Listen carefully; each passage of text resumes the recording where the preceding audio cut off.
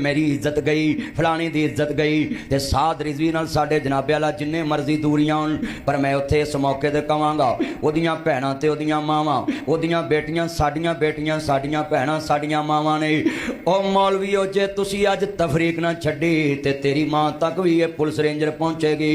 अख्तलाफ अपनी जगह ते, सियासत की पार्टी का सर्टिफिकेट तुसी उन्हां नूं दिता, सियासी पार्टी तुसी मंजूर की, सियासी पार्टी का निशान करेन तुसी दिता, हुण उन्हां नूं तुसी मजहबी जमात कहंदे जे, फिर सियासी जमात कादी है? जदों उन्हां नूं सियासत च निशान भी अलाट हो गया, फिर उन्हां नूं करेन निशान हो गया अलाट, फिर जनाब मुल्क च जलसे भी करते हैं, इलैक्शन भी लड़ते, फिर वो जो मर्जी एहतजाज करन, फिर उन्हां नूं डकना तुहाडा हक नहीं बनता। ये ते अल्लाह माफ़ करे, वो तो सड़कों ते निकल के एहतजाज करते ते इन्हां नूं हज़म नहीं हुंदे। साडे वर्गे मौलवी सिर्फ स्पीकर च बोलते हैं ते इन्हां नूं साडे वर्गा हज़म नहीं हुंदा। मैं कहांगा बशर्मो, साडे बारे स्टाम लेंदे जे कि नासर मदनी बारे लिख के दवो, वो हुकूमत नूं कुछ नहीं कहेगा, फिर दुनिया च बशर्मो ऐलान कर दो ये मुल्क बादशाह बन चुका है। ये 3 हिस्सेदार ने, एक जरदारी ते एक शरीफ ते एक उन्हां दी आल औलाद, बाकी सब भेड़ बकरियां डुब के मर जाओ वामे पाकिस्तान। इन्हां दी सूरां दियां गुलामियां कर करके तुसां उमरां गुजार दित्तियां, हुण इन्हां दियां धीआं भैणां दे भी नौकर बन गए जे। ते साध रिजवी दियां भैणां क्या साडियां भैणां नहीं? क्या खादम रिजवी दियां बेटियां क्या साडियां बेटियां नहीं? खुदा दा वास्ता है डर जाओ। उन्हां दे घर दे टैची केस तक विखा दिते, घड़ियां नाम मिलियां विखा दित्तियां। चलो शुक्र है उन्हां नूं ते लोकां ने इनाम दिते। वो सूरो तुहाडियां बैगां चों ते सरकारी खजानियां दियां निकलदियां, तुहाडियां घरां चों सरकारी खजाने तोशेखाने दियां गड्डियां कढ के असीं विखा सकदे। तुसीं सरकारी खजाने चों करजा लैके खा के ते जनाब जी दुनिया दे लोगों माफ़ करा चुके जे।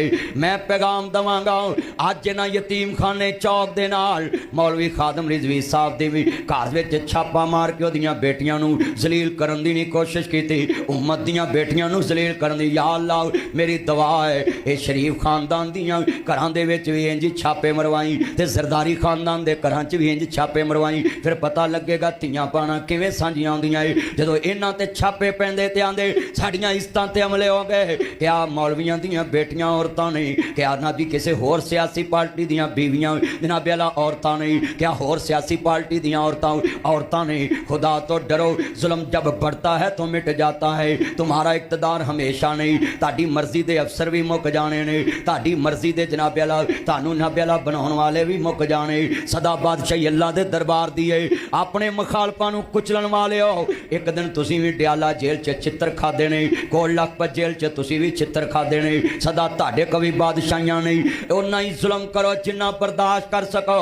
तुसीं गोलियां सीधियां चलाओ ते बाद च आंदे जी रियासत ना टक्कर, ते रियासत अपने शहरियां नूं गोलियां मारदी है सीधियां, तुसीं गोलियां चलांदे जे सीधियां। जदों मर्जी पुलिस नूं आंदे गोली चलाओ। हाय हाय मैं सवाल करांगा लोगों, दुनिया में सच्चाई छुप नहीं सकती, बनावट के असूलों से खुशबू आ नहीं सकती कभी कागज के फूलों से।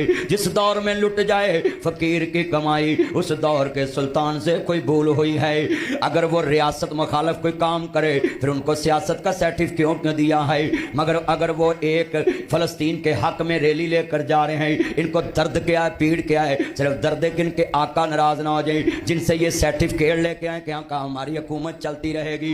अपने आकाओं को खुश करने के लिए तुसा मौलवी खादम रिजवी की इज्जत अमला नहीं किया, तुसा साडी इज्जत अमला किया है। क्योंकि धी काफर दी होवे, धी मुसलम दी होवे, धीआं सब दियां सांझियां होंदियां ने। जदों धरने तो बाहर ने ते उन्हां दे घर हमला करन दी की जरूरत है?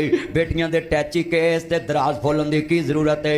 सवाल है अज साध रिजवी तुहाडी महत कर दे तो तुसा आखना इहदे वर्गा मौलवी दुनिया च कोई नहीं। खुदा तो डरो हुक्मरानो, एक दिन तुसा अल्लाह नूं भी जवाब देना है।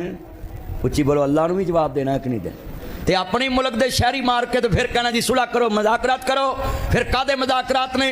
जेड़े मावां दे पुत्तर मर जांदे ओ कौन जिम्मेदार होवे? फिर उन्हां नूं कदी पुत्तर लभणे ने वापस?